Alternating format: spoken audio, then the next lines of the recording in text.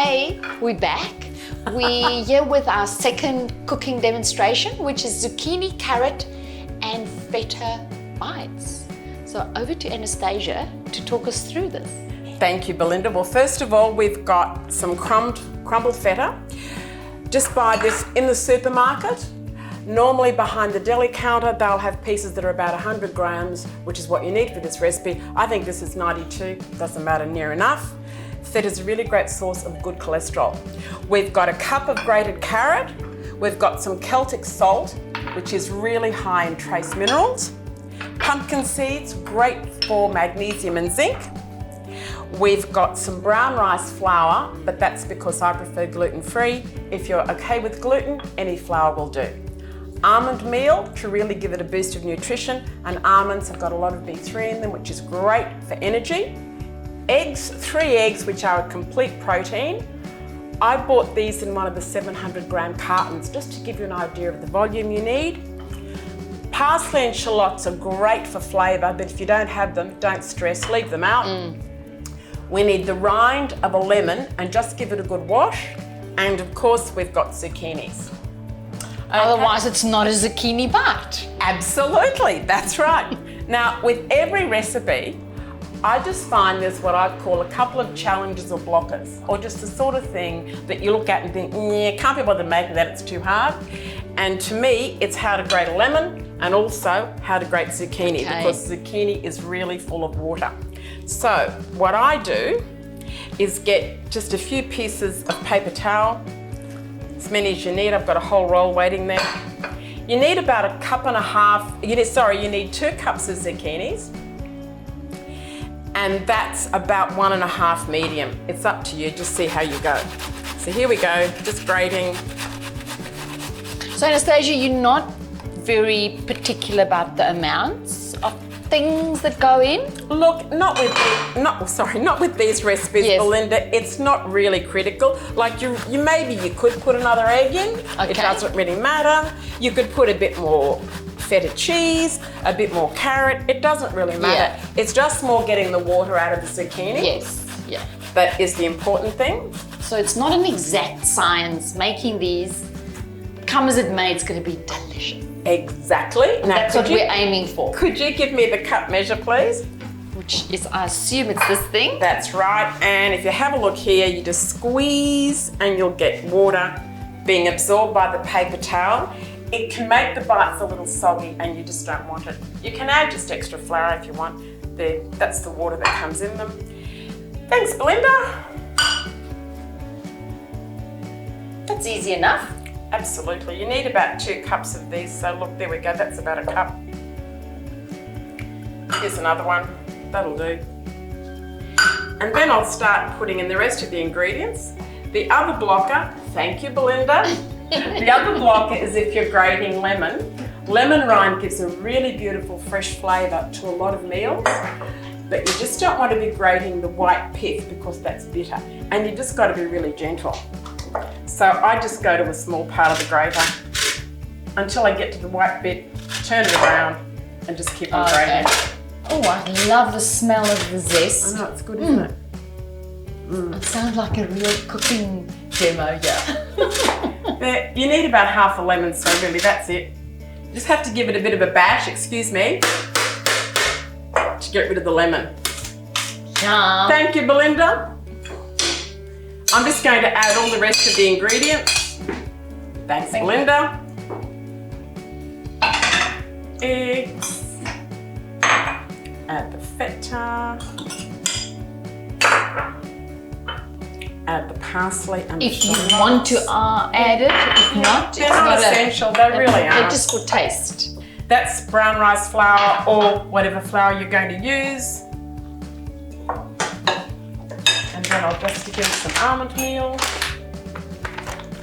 How much almond meal are you using? 2 tablespoons. Give or take a tablespoon. And looking at the recipe, that's all I've got. I'm going to top them with the pumpkin seeds. And that's the Celtic salt. I'm just going to use a little pinch. Goodness, yeah, don't 75 trace elements in Celtic salt. Right. Really, really good for you. Here we go. Now the next step is putting it in the muffin tins, and that can be the challenge. Not putting it in, but making sure they don't stick. The best way to make your bites not stick is to coat these pans and these holes with butter. I find it's the best to use. Oil just doesn't seem to do as well.